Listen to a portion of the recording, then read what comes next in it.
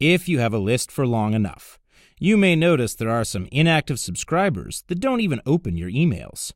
You can check this statistic in Getresponse, but you don't know how to remove the unresponsive leads.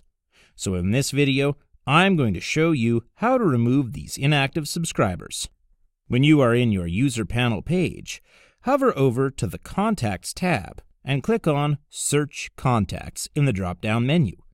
Once you're on the page, click on the Advanced Search button beside the search bar, and then click on the Add Condition option.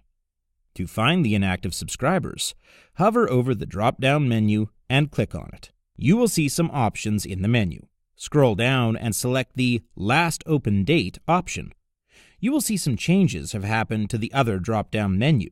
If you want to filter out those who did not open your email in the past 30 days, key in the date exactly 30 days ago. In this case, I'll put the 1st of August. Once you've done this, click the Show Contact button. Wait for a moment for it to filter your list.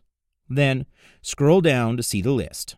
Once you've decided which subscribers to remove, put the mark on the subscribers that you wish to delete.